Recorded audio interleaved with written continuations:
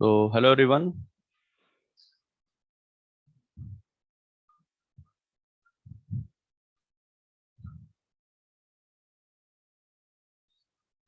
Welcome back. Today we are going to start the topic classification of jump. तो दोस्तों last lecture में हम लोगों ने क्या किया था? इसके पहले लेक्चर में हम लोगों ने देखा था कि आपका हाइड्रोलिक जंप क्या होता है। ठीक है, हम लोगों ने ये देख लिया था कि हाइड्रोलिक जंप होता क्या है। अब इस लेक्चर में हम लोग क्या देख रहे हैं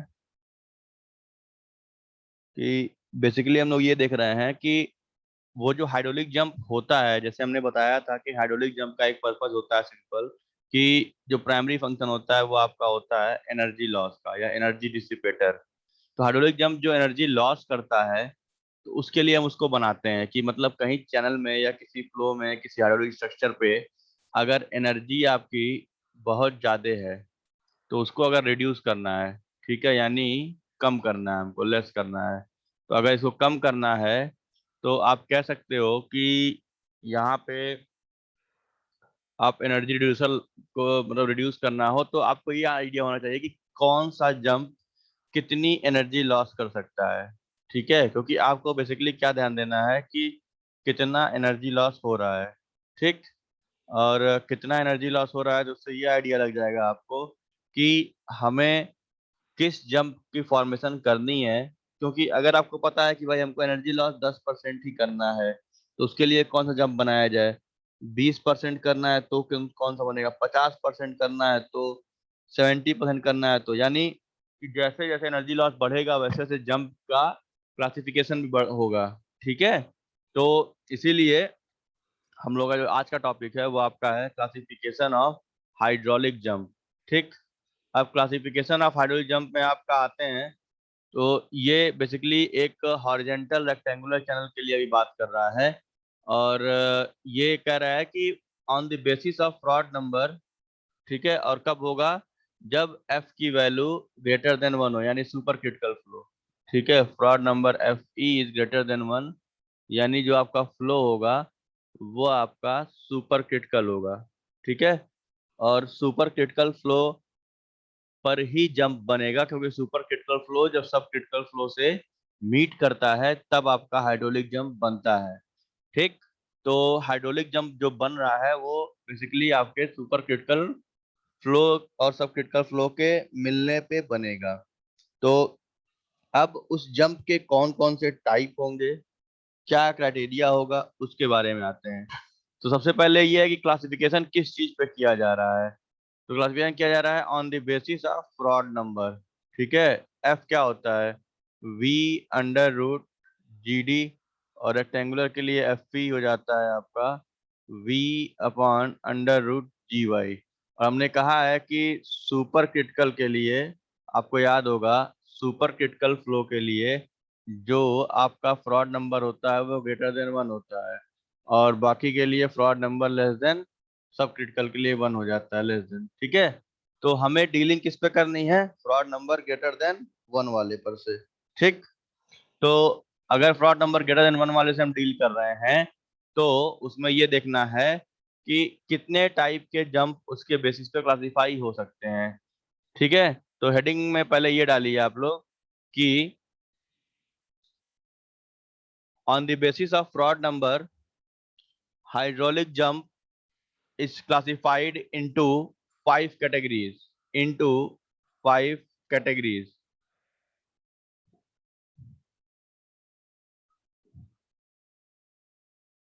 Hydraulic jump is classified into five categories. ठीक है,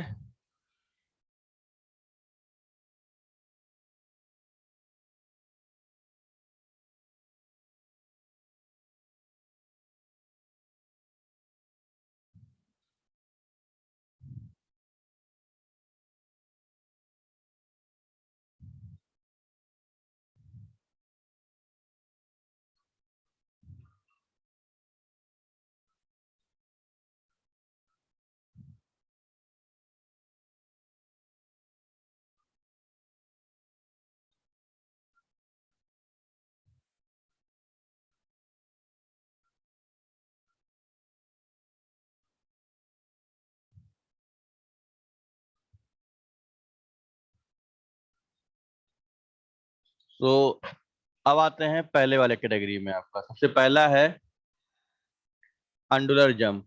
ठीक है, जो सबसे पहला, सबसे हल्का एक हाइड्रोलिक जंप जो बनता है, जो सबसे मतलब starting of the hydraulic jump होता है, उसको बोलते हैं अंडुलर जंप। तो हेडिंग डालिए पहला, अंडुलर जंप।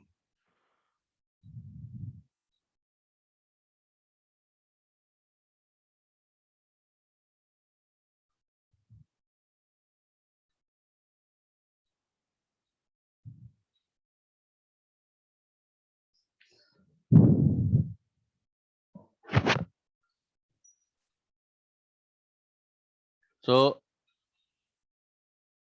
अंडुलर जंप में आप रेंज क्या लिखोगे कि ये कब बनेगा, कि जब फ्रॉड नंबर की वैल्यू एक से ज्यादा हो और 1.7 के इक्वल टू या उसके कम हो, यानी F E is greater than 1 and F E less than equal to 1.7।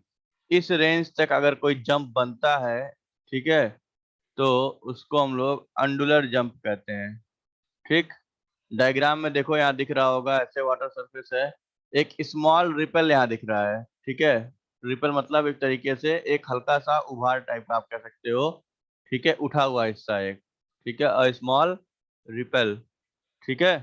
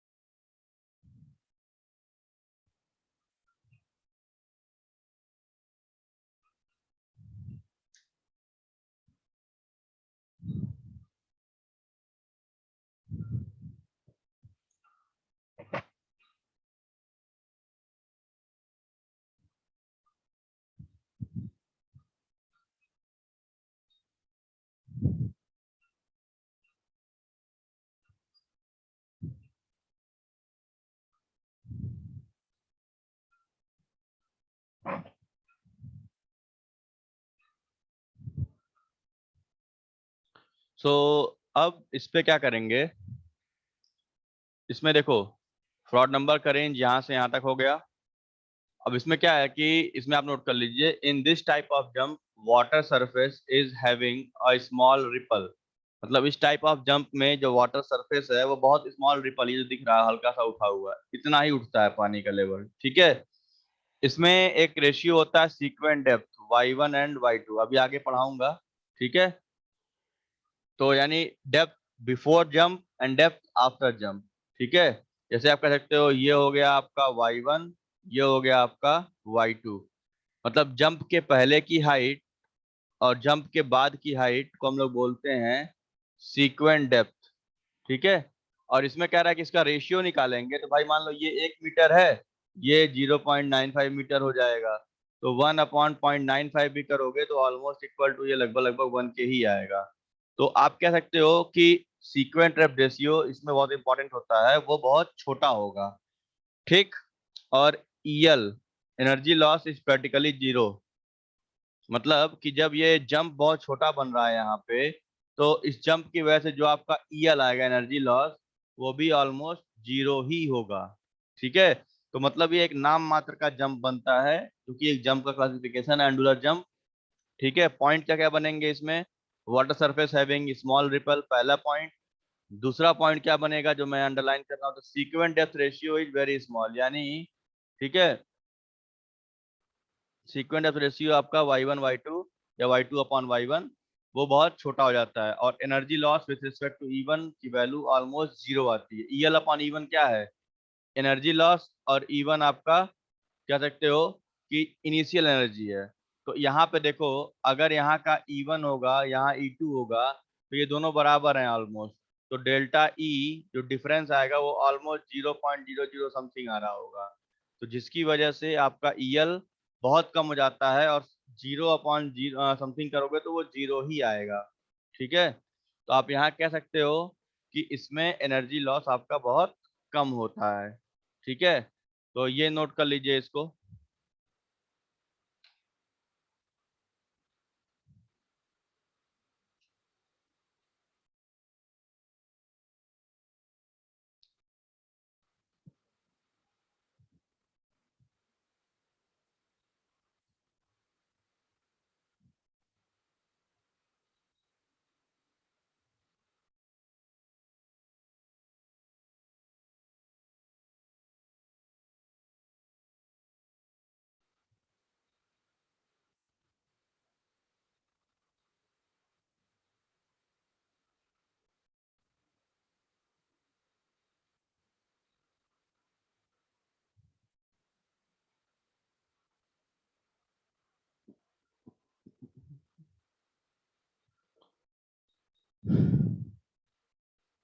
ठीक, तो ये आपका हो गया अंडुलर जंप। इसका डायग्राम ड्रॉ कर लीजिए आप लोग।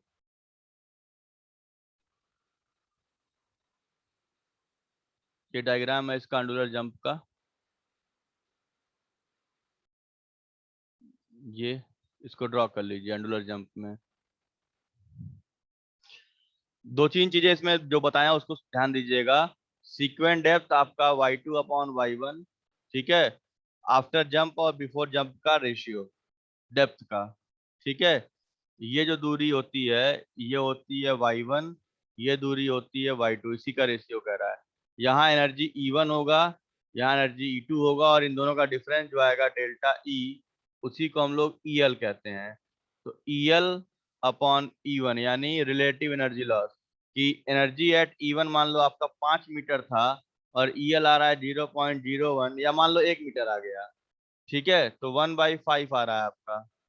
ठीक, तो आप कह सकते हो कि यहाँ पे आपका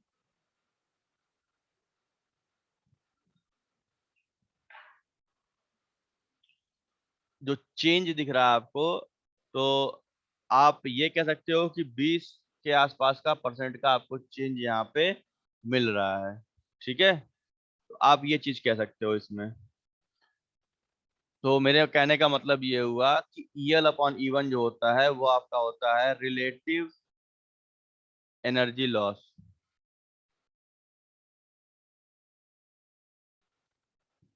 ठीक है,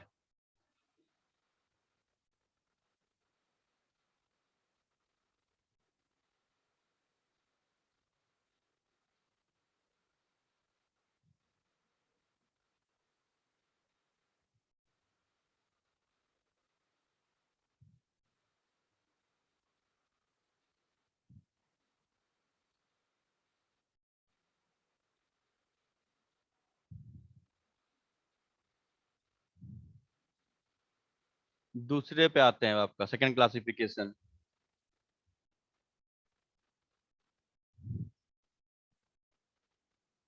सेकंड क्लासिफिकेशन आपका है वीक जंप का। थोड़ा मैं इनलार्ज कर लेता हूँ इसको।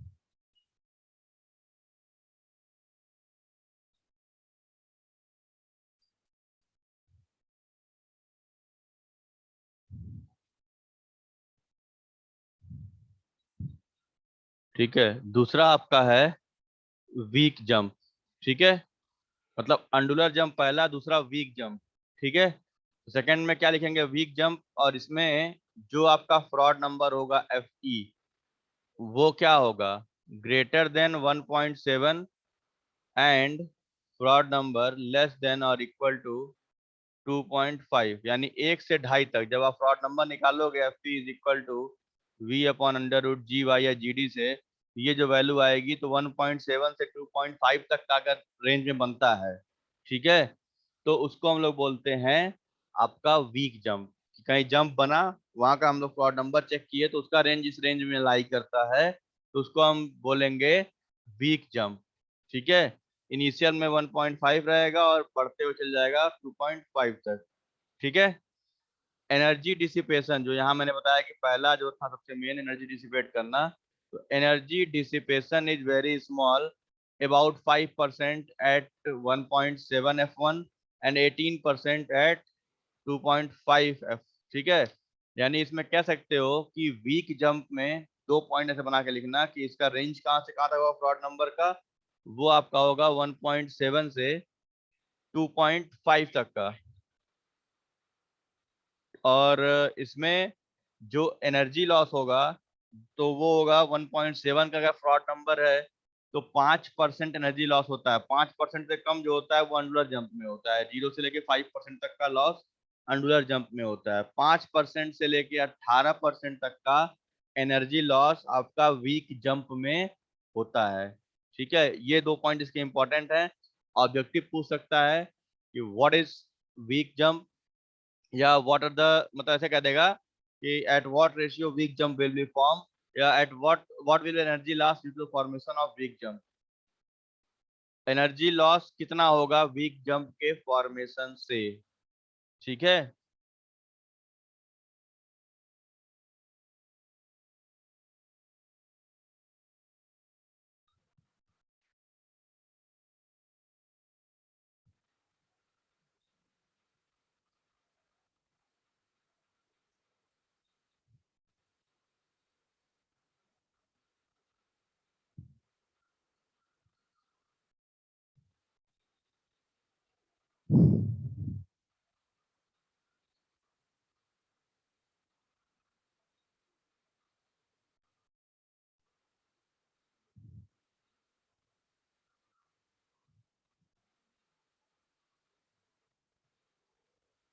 तो ये आपका हो जाता है वीक जंप।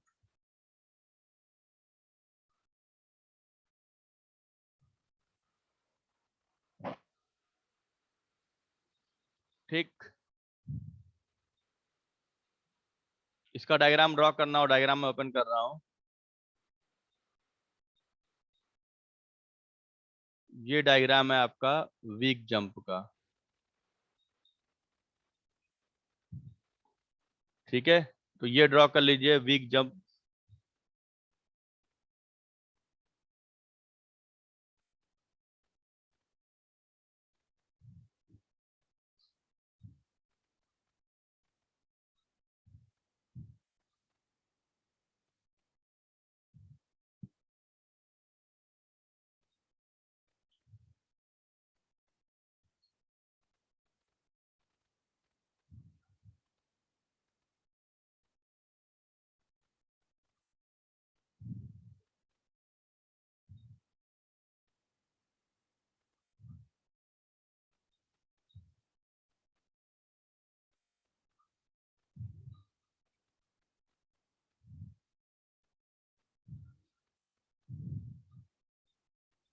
यहाँ पे आप अगर गौर करो तो आपको देखने को मिलेगा कि ये हल्का सा एक ऐसे उठा हुआ है, यही आपका जंप है।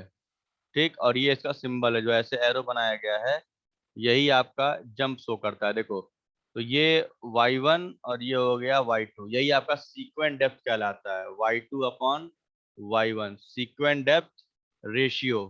ठीक है, इसी चेंज का देखो यहाँ पे हमने क्या पढ़ा था कि जब सुपर क्रिटिकल फ्लो होता है तो सुपर क्रिटिकल फ्लो में y कम हो जाता है और आपका v बढ़ जाता है, और जब सब क्रिटिकल फ्लो हो जाता है तो y बढ़ जाता है, v कम हो जाता है। देखो यहाँ पे F E greater than one होगा, और यहाँ आते आते एफ ई की वैल्यू लेस देन वन हो जाती है, तो सुपर से सब में चला जाता है। तो वाई यहाँ पे कम है, यहाँ वी ज्यादा है, यहाँ वाई ज्यादा है, और यहाँ पे आपका वी कम हो जाता है। ठीक, तो ये आपका हो गया वीक जंप।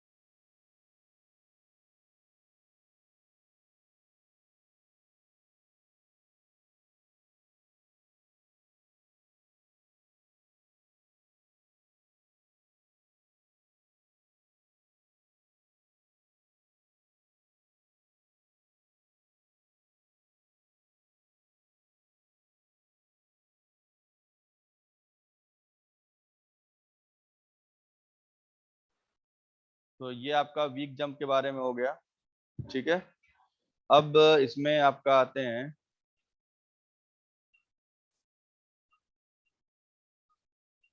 ऑसिलेटिंग जंप, तीसरा।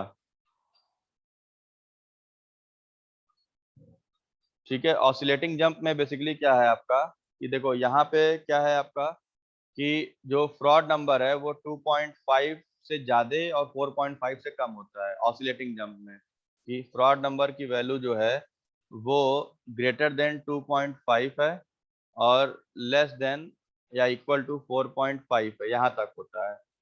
अब इसमें क्या होता है, ऑसिलेटिंग जंप में आपका high velocity flow of water होता है जो ऑसिलेट करता है रैंडम मैनर में। मतलब ये देखो, ये ऑसिलेशन हो रहे हैं ना, ये पार्टिकल इधर से इधर घूम जाएगा या इधर से उधर घूम जाएगा, इस तरीके से ये ऑसिलेट होते रहते हैं। ठीक है, कोई भी पार्टिकल है वो इस तरह रिवॉल्व कर सकता है या घूम सकता है इस तरीके से, तो अपना चलता रहता है। ठीक, तो ये, और इसमें एनर्जी लॉस क्या हो जाती है, अबाउट 45% रहती है, 45% तक एनर्जी लॉस होता है, यानी 18% से लेकर के आपका 45% तक इसमें एनर्जी लॉस होता है। और उसको हम बोलते हैं आपका मॉडरेट एनर्जी डिसिपेशन होता है ऑसिलेटिंग जंप में। तो ये एक ठीक ठाक, मतलब on an average best jump माना जाता है, कि इसमें जो आपका एनर्जी लॉस है वो लगभग लगभग ठीक है, और जो भी कंडीशंस होनी चाहिए वो सारी की सारी फॉलो होती हैं। ठीक है, तो ऑसिलेटिंग जंप थोड़ा सा एक स्टेबल मान सकते हो, एनर्जी डिसिपेशन आपका मॉडरेट रहता है 45% एट F1 4.5 तक में। तो ये इसकी डायग्राम्स हैं, इसको ड्रॉ कर लीजिए इस पे।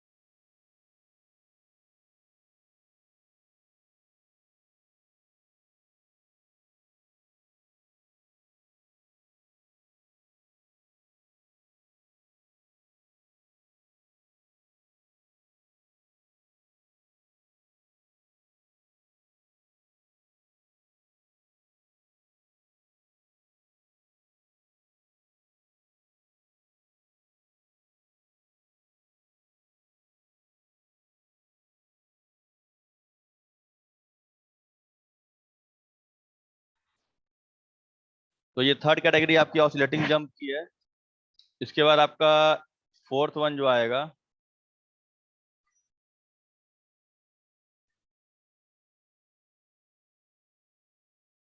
चौथा आपका है, कह सकते हो आप, स्टेडी जंप। ठीक है, स्टेडी जंप में क्या होता है बेसिकली, अगर देखो आप, तो स्टेडी जंप में फ्रॉड नंबर 4.5 से 9 तक का रेंज करता है। ठीक है, अब ये एक वेल स्टैब्लिश जंप माना जाता है, वो एक एवरेज था, ये एक वेल सुटेबल, जो कि कल मैंने एक इमेज देखा था डैम पर से, जो पानी इस तरीके से गिर के ऐसे जा रहा था, कुछ हर्डल्स या ऐसे बबल्स बने हुए थे, रूलर्स वगैरह, तो ये देखो इस तरीके से बनता है। तो ये एक वेल स्टैब्लिश हाइड्रोलिक जंप होता है, और इसमें एनर्जी डिसिपेशन आपका 45-70% के बीच में रहता है, कि 45% से 70% के बीच में आपका एनर्जी लॉस हो जाता है इसमें। तो अगर कहीं डैम से पानी रिलीज किया जा रहा है और आपको ये पता है कि इतनी एनर्जी हमको रखनी है कि जो नदी में बहाव के लिए केवल काफी रहे, बाकी लोग मतलब उससे कोई उसका किनारा या एम्बैंकमेंट डैमेज ना हो, तो उसके लिए बेसिकली डैम वगैरह के डाउन स्ट्रीम में हम लोग इस तरह के जंप्स को फॉलो करते हैं कि स्टेडी जंप अगर आप फॉर्म कर दोगे तो उससे ना तो आपका एप्रन नीचे से खराब होगा, ना ही कोई बाउंड्री इरोड करेगी, क्योंकि इतनी एनर्जी लॉस आपकी वहां पे हो जाती है। ठीक है, तो इसको हम लोग बोलते हैं आपका स्टेडी जंप। तो इस तरह से क्लासिफिकेशन आपके जंप के किए गए हैं। जैसे स्टार्टिंग में क्या था कि 5% एनर्जी लॉस हो रहा है पहले वाले में, दूसरे में आपका वीक जंप था, उसमें आपका 18% तक एनर्जी लॉस हुआ, तीसरे में आपका 45% तक एनर्जी लॉस हो रहा है, चौथे वाले में आपका 70% तक का एनर्जी लॉस हो रहा है। ठीक है, तो इस तरीके से आपका एनर्जी लॉस हो रहा है।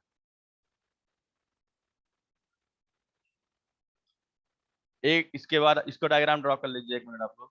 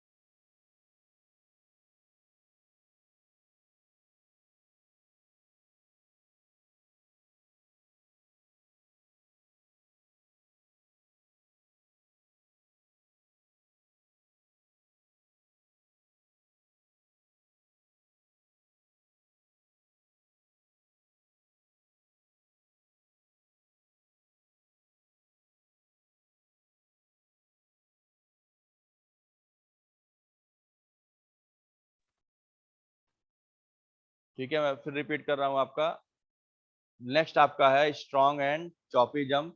ठीक, इसमें आपका क्या है कि फ्रॉड नंबर 4.5 से 9 के बीच में रहता है, सॉरी ग्रेटर देन 9 रहता है, और एनर्जी डिसिपेशन आपका 70% के आसपास होता है, 70% एनर्जी लॉस इसमें से कर जाती है आपकी।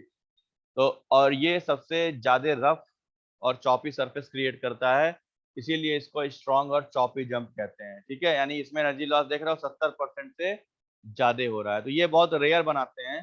ठीक है, जबकि मतलब जैसे जी इतनी अगर वेलोसिटी ज्यादा है कि फ्रॉड नंबर 9 से ज्यादा आ रहा है, यानी आप फ्रॉड नंबर अगर निकालोगे तो v upon under root G Y का रेशियो जो निकल के आ रहा है वो 9 से ज्यादा आ रहा है, तो यानी वेलोसिटी बहुत ज्यादा हो जाएगी, तब ये स्ट्रॉन्ग जंप बनता है।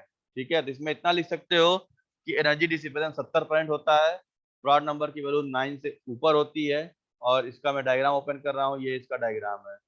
ठीक है, almost similar to steady jump होता है, लेकिन स्टेडी से थोड़ा सा अनस्टेबल हो जाता है, एक तरीके से कह सकते हो अनस्टेबल स्टेडी जंप कह सकते हो। तो ये आपका हो गया स्ट्रॉन्ग और चॉपी जंप। एनर्जी लॉस आपका ईएल जो होगा ग्रेटर देन 70% का होता है।